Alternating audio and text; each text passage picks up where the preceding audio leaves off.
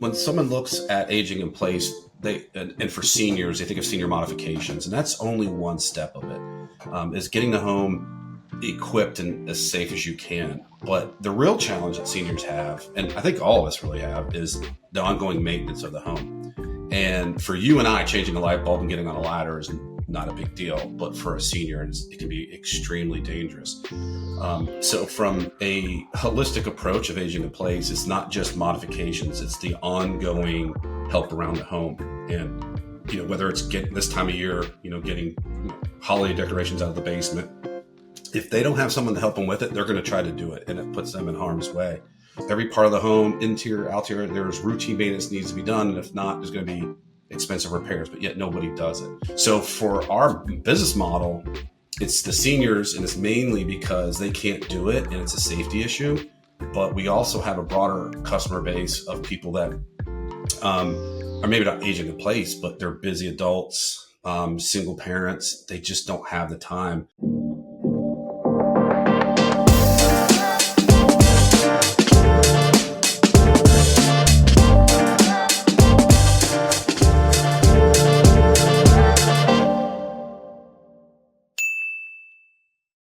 All right, guys, welcome back to a brand new episode of the Hart Hustle Podcast. I'm incredibly excited because I'm sitting across this table with another amazing leader here today. I'm joined by the president of TrueBlue Home Service Ally. Sean Fitzgerald is here with me today. Sean, welcome to the show, man.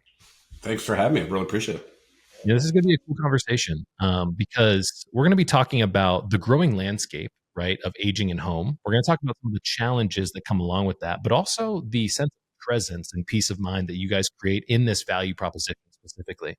A huge part of the podcast, Hart and Hustle, is learning about the heart and hustle of the amazing leaders that represent these awesome organizations like TrueBlue. So, before we kind of get in here, Sean, how's your heart doing today, brother? Doing great. Doing fantastic. Thanks.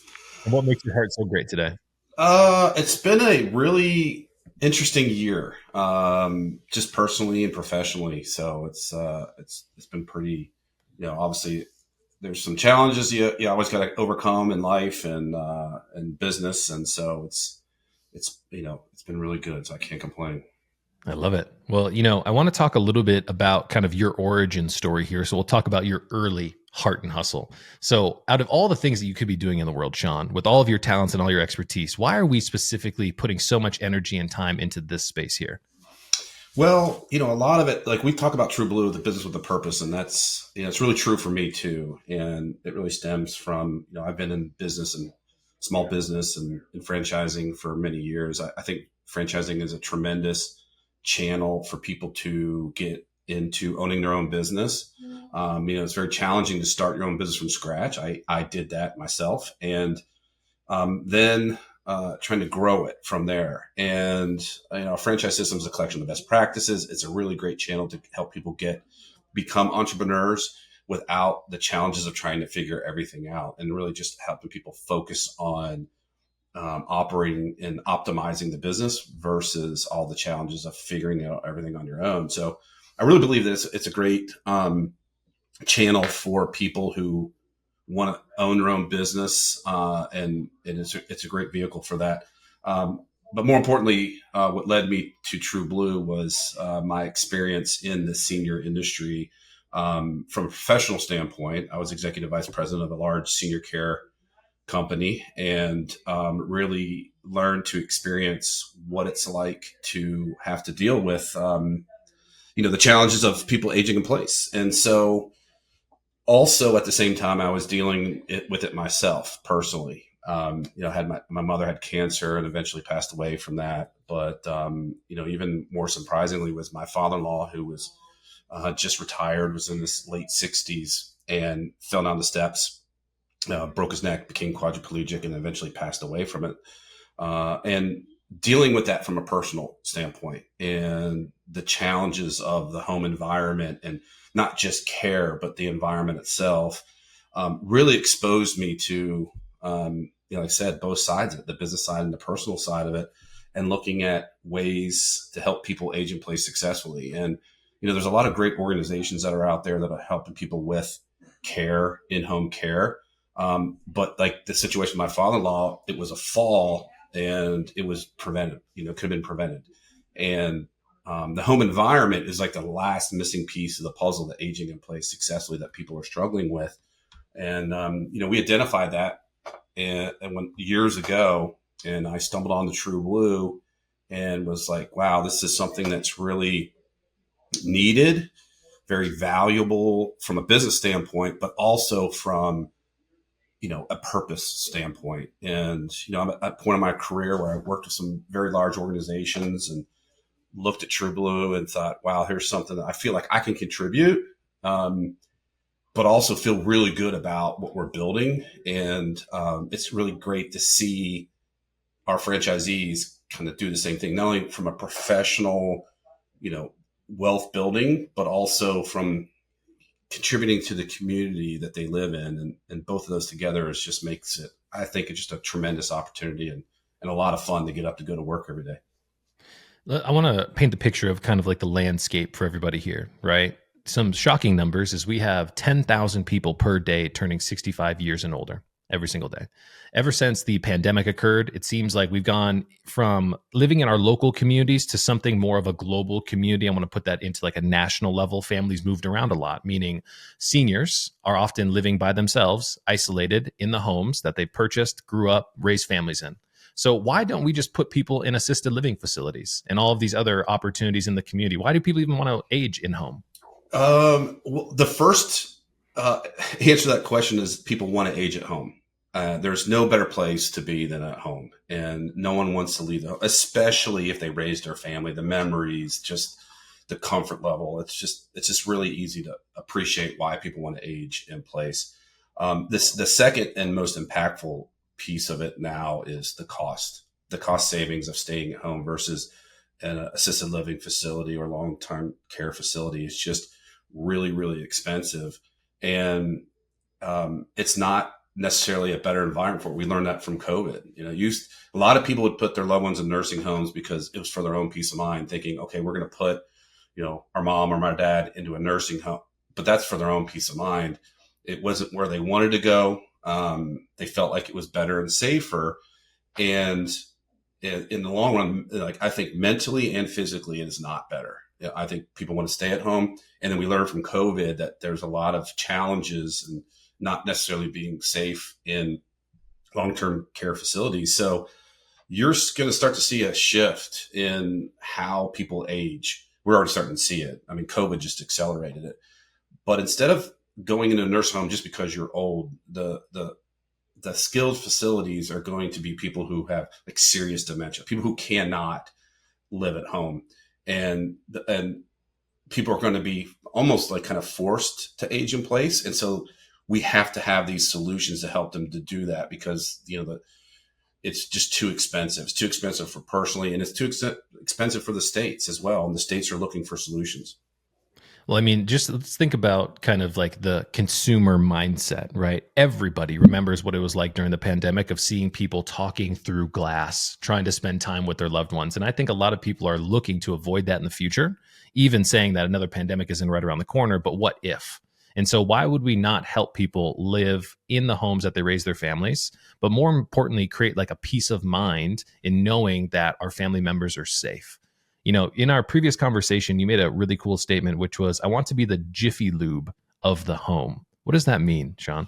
Well, taking it to another level. So when someone looks at aging in place, and for seniors, they think of senior modifications, and that's only one step of it, is getting the home equipped and as safe as you can. But the real challenge that seniors have, and I think all of us really have, is the ongoing maintenance of the home.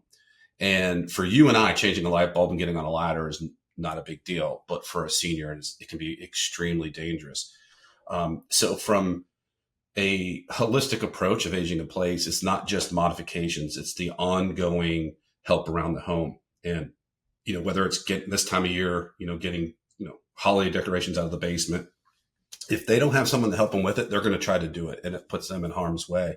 But the home itself is something that also needs ongoing maintenance and just like a vehicle. And like I use the analogy of Jiffy Lube to the home is that everybody that I know has a vehicle, takes it in for routine service, no questions asked. Like you just got to do it. And you ask them why. It's like, well, I don't want to have expensive repair bills. The home's the same way. Every part of the home, interior, exterior, there's routine maintenance needs to be done. And if not, there's going to be expensive repairs, but yet nobody does it. And the reason why is because they don't know that what needs to be done, just like your vehicle. I'm sure people take their vehicles in. There's a whole bunch of things that need to be done outside of changing the oil. And the home is the same way. So it's more of educating the consumer on ongoing maintenance to prevent expensive repairs.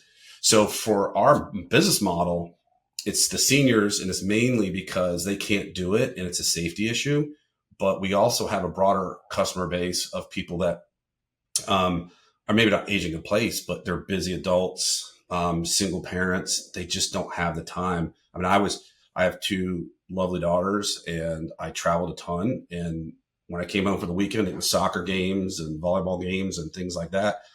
I didn't have time to do the maintenance around the home. So having a solution like that, I think is going to be very beneficial for people, but also the cost savings associated with it and just the routine maintenance. I think it's really interesting how we've gotten to the point where people are thinking about their time differently, right? The time that it takes to maintain your own home, right, is difficult for a lot of people because of these busy lifestyle schedules that we live today, especially for our seniors. I think about my 91-year-old grandmother who lives in Yakima, Washington, who is still giving us updates on the weekend to say, hey, I got all the Christmas decorations down from the attic. And it's like, Grandma, first of all, you're 91 years old. You're about to give everybody in this text thread a heart attack, knowing that you're climbing up on a ladder. So I wish that there was a service like TrueBlue to be able to come and provide those services. Now, are seniors reaching out to you guys, or is this more so the concerned family member, the son, the daughter, the son-in-law, the daughter-in-law, who's reaching out? Yeah, it's mainly, and that's just if people who are in the senior care industry will say it really stems from the adult children, and they're usually getting referred to from the medical community, and mainly because of awareness. It's just that they don't know that there's services like this out there to help people age in place, and it's just not.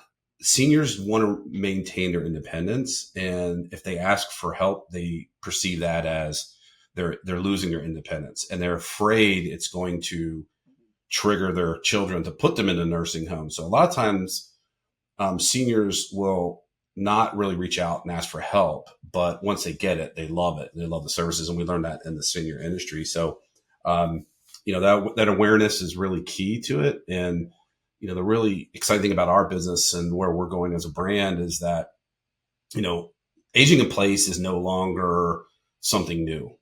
And people are doing it. The question is now how and how to do it successfully. And we play a significant role in that. And if you look at people who struggled with having loved ones aging in place, and I saw it in the senior industry, people would, put their loved ones in an assisted living facility or move them into their homes. And they just said, we just couldn't keep up with the home anymore. You guys did great taking care of my mom or dad, but we just couldn't keep up with the home.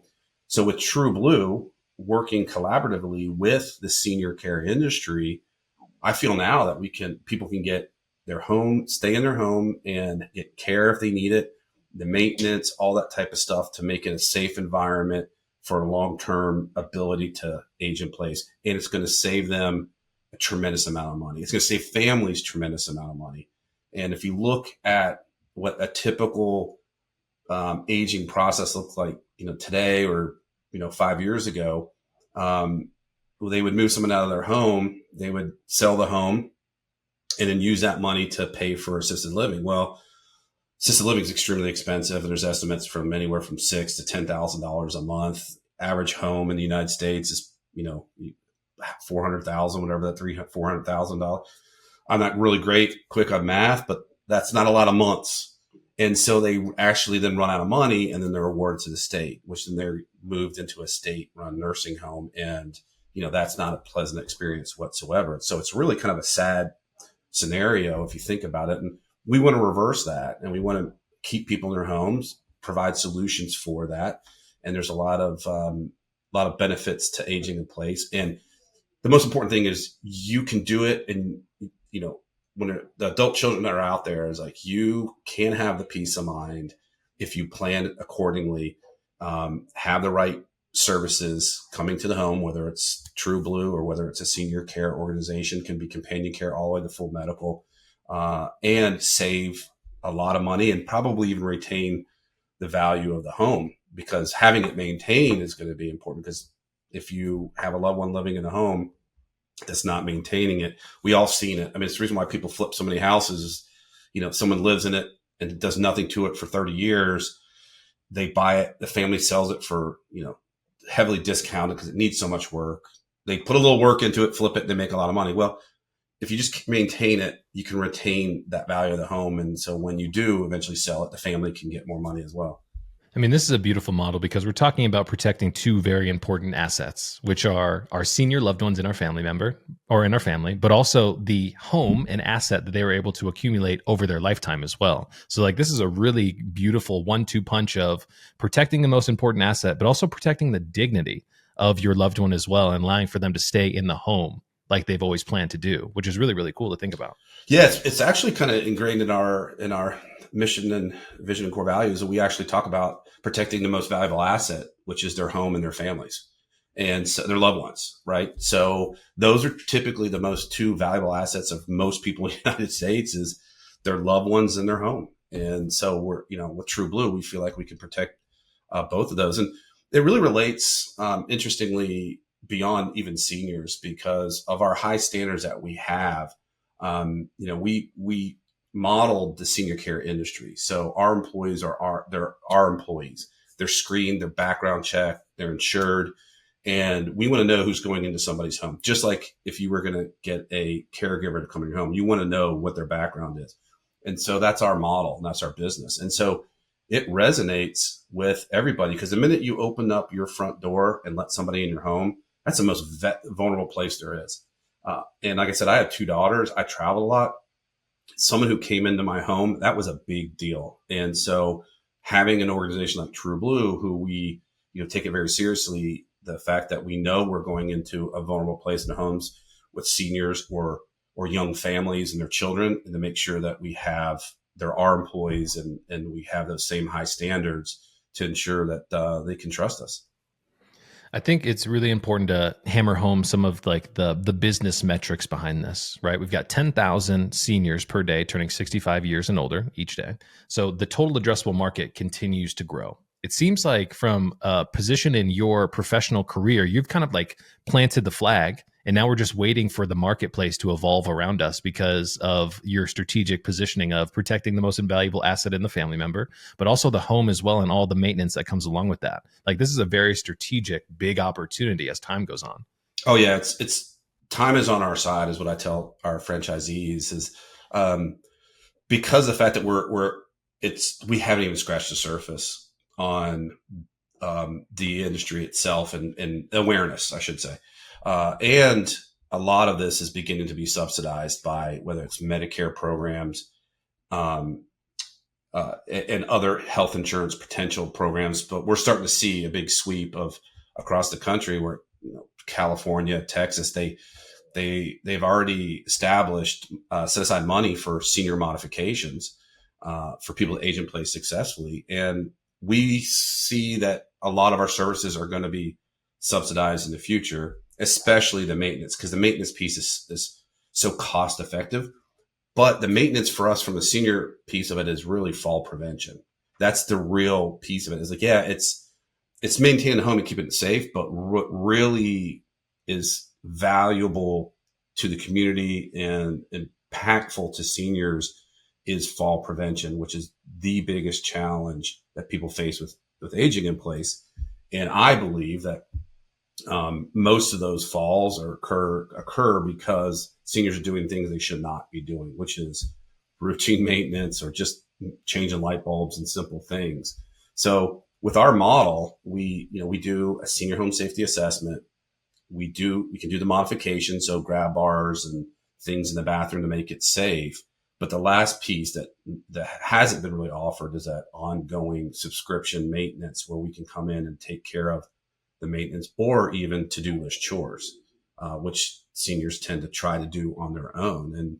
And this service is just going to continue to be in demand. And as awareness of this happens and more people age in place, people are going to live longer.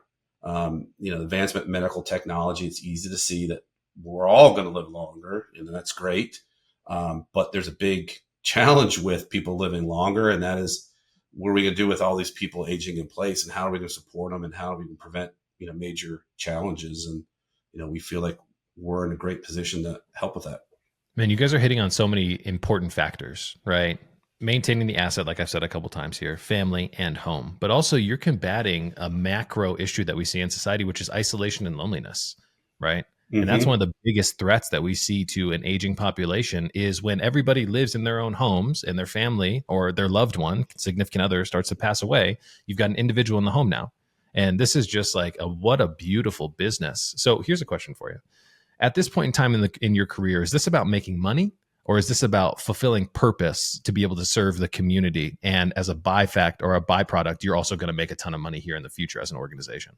Yeah, as an organization, it's both. I mean, the main driver is the purpose. I mean, it's why I'm here. I can go and work in franchising and any industry, but what I love about this is I feel like we're really helping people, and you feel really good at the end of the day.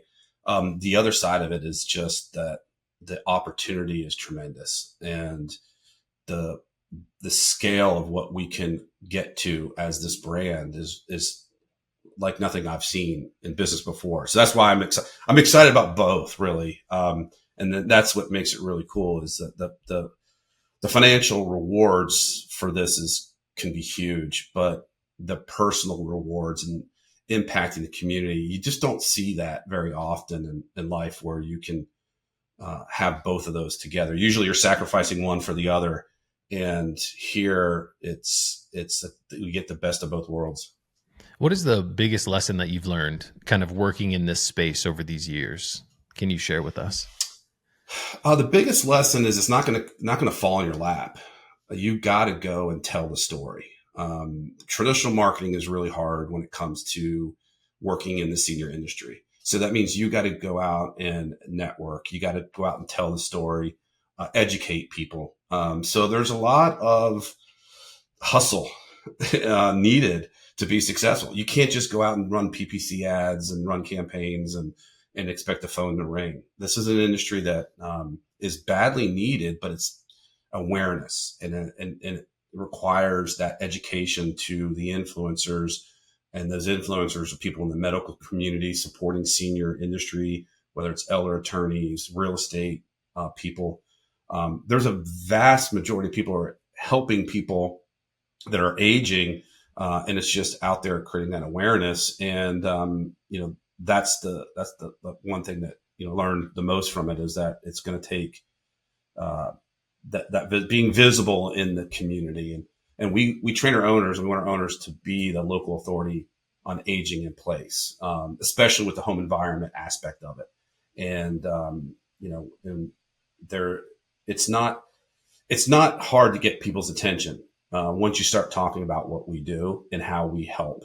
And usually once we get our story out, the first response is, this makes so much sense. Yeah. And why hasn't someone done this earlier? So I want to ask a couple of questions about kind of building a culture of a team, right? So we talk about how we want to be the Jiffy Lube of the home. We're talking about protecting the most important asset of the family, both person and home. But we're also talking about creating a peace of mind.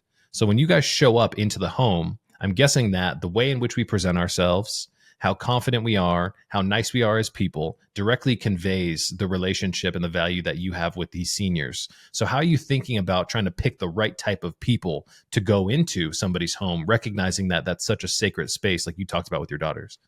Yeah, a great question. I think there's a really cool opportunity here on so many levels. And we talk about here at TrueBlue, we talk about so much of like the business and the purpose and what that mean. And part of it is obviously enhancing the lives of seniors. But we also feel as if our model enhances the lives of our owners, right? Because now they can be entrepreneurs, but also can enhance the lives of our technicians. And what I mean by that is that the industry is notorious for horrible service, unreliable, and no one trusts anybody. And there are good technicians that are out there. There are really great people who are handymen and really like helping. That's why they kind of get into it, because they feel like they're helping people. And so we feel like with our brand, it's an opportunity to put technicians in an organization where they can actually, their services are badly needed and appreciated. And at the end of the day, they can go home and feel good about, you know what, I work in an organization where we help people age in place, versus just like, I'm a handyman.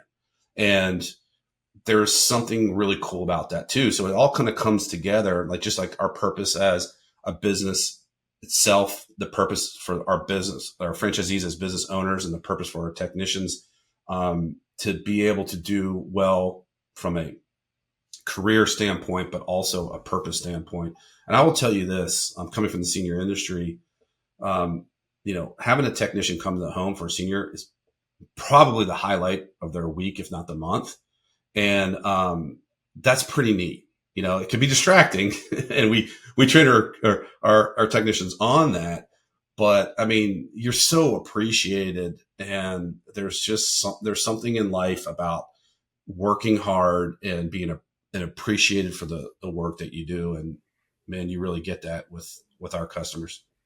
Dude, I would have a really tough time being one of your guys' technicians, because going into these homes, I'm guessing that when somebody knows you're showing up on a Tuesday, like today, you walk in the front door, there's going to be an aroma of like cookies or something that are cooking. You know what I mean? And like lots of samples. And I'd be having a really tough time trying to keep it together, talking to all these grandmas out here and all these grandpas. Yeah. And then they appreciate it so much. I mean, it's just like a little thing, like a running sink or a squeaky front door. It's not shutting properly.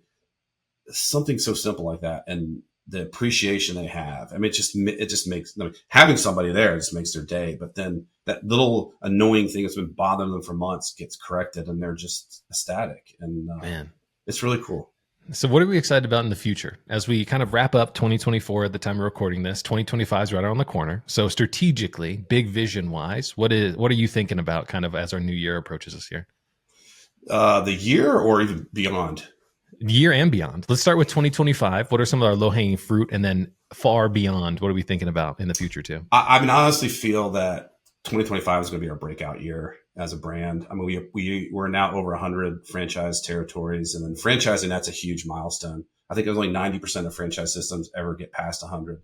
So the fact that we're like at that milestone, and from here, it's now just getting the coverage. And what I mean by that is like, we want to be able to have franchisees in all the major markets, so we have good coverage, because what that will lead to is what we call strategic partnerships and alliances with larger organizations, whether it's local hospital groups that can refer out. Because if we don't have the coverage, they're less likely to refer it out, because they don't want to refer out our services, and then we don't have somebody there that can do the work or help that senior. And so I think we're going to have a breakout year in developing our organization. Our franchisees are doing extremely well. We're seeing very healthy growth year over year.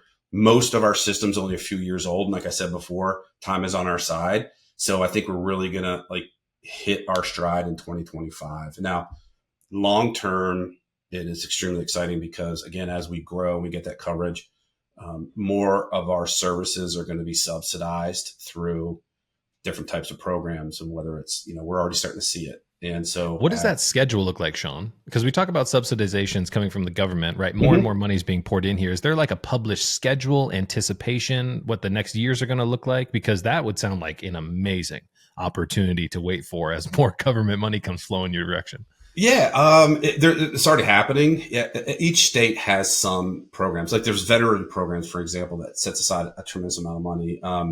So each state has some type of programs, but what you're going to start seeing, and what I think, like states like California and even Texas, where, it's not even a need base, it's actually age base. So in California, if you're 65 and older, you're eligible for $7,500 worth of senior modifications to your home per person. So you don't even have to have the need. You're just at age base. So now it's broader coverages. And I think you're going to start seeing that, because the states are recognizing that if we can prevent falls, we're going to have a lot less medical bills and Medicare, costs. And so whether it's saving now or just preparing for more people aging in place. The other thing that's really interesting about where this is all going is the medical community is kind of doing the same thing with healing in place. So, years ago, if you went in for a major surgery, you're probably in the hospital for a week. I mean, now people are having heart surgery and they're home that afternoon. And why? Well, because of advancement in medical technology, they can get monitoring, they can get medical care in the home. They can even send the equipment, all of it, hospital beds. But the difference between that and a hospital is that, the house itself is not a hospital room. So it's not, the bathroom's not equipped with grab bars and things like that. So we feel we're going to play a significant role there too, because the future of the medical industry is going to be more outpatient. The hospitals, I said, I speculate the hospitals are going to be surgery centers and ICUs. Everybody else is going to be discharged at home. And then the care and all that is going to be, and we were seeing it with telehealth, all of it. Just like aging in place, the missing piece is the environment itself. And we feel that we can play a significant role in that with fall prevention, not just seniors. So the biggest issue with readmit rates with the medical industry is falls. And so we feel that we can provide a solution to that. And for someone who's relatively young, if they get like knee replacement or something, they don't want their bathroom to look like a hospital bathroom after they've healed. So they're going to want all that stuff removed and go back to where it looked before. So there's a tremendous business opportunity there. So it's pretty exciting, the future. We're getting closer every day. It just seems like. I mean, I think about a world, right, where we have a discharge coordination manager from TrueBlue who is a part of the comprehensive care team who's like, okay, you're going home for surgery today? Well, one thing we need to make sure is that your bathroom is taken care of. Well, guess what? We've got $7,500 from the government that says we can modify your bathroom. And the best part is we can come back and handle all of those other type of chores that you need while you go through your healing process. And guess what, hospital CEO? Odds of them falling down and having to be readmitted for this hip replacement that they just had, basically none, because we're going to be touching points with them as well. Like, what an amazing model to start rolling down the hill, man. Yeah. And one of the things you touched on is just the routine things around the home. Like if someone has a hip replacement and the light bulb goes out, they can't go and change it. Caregivers can't go and change it either. And so there's a void there and we can fill that void. And so it's a tremendous business opportunity and the future is very exciting for us. Man, I'm jacked up. Okay, so let's talk a little bit about kind of how you're thinking about things like technology, artificial intelligence, right? All CEOs and presidents and business leaders today are trying to get their arms around what this could mean for their business. So how are you looking at this new world of tech impacting a space like aging in place, healing in place, senior care? Yeah, there's some interesting just developments. Everybody's playing around with AI can see it, but one of the things that's impacting our business today that we're starting to see is just utilizing AI for estimating projects and making it easier for operators to do that. And that's something that's going to make it much more accurate and more efficient for our owners, which means it's a more profitable business, because that's the one thing that impacts profitability is proper estimating and time and so forth. So utilizing that type of technology is going to be interesting, but also just, from scheduling, especially with our subscription piece of it, to be able to plug in, utilizing AI scheduling and all that stuff. It's going to take a lot of the variables that are sometimes tough to utilize AI for that. Yeah, I mean, it's really interesting time because this technology is coming. I think a lot of leaders right now are trying to look at this through the lens of curiosity that says, like, how can this fit in our space? You know what I mean? But there are so many efficiencies to be had, which is really powerful. So, Sean, one of the things that we have here on the podcast is a tradition where our previous guest wants to ask you a blind question.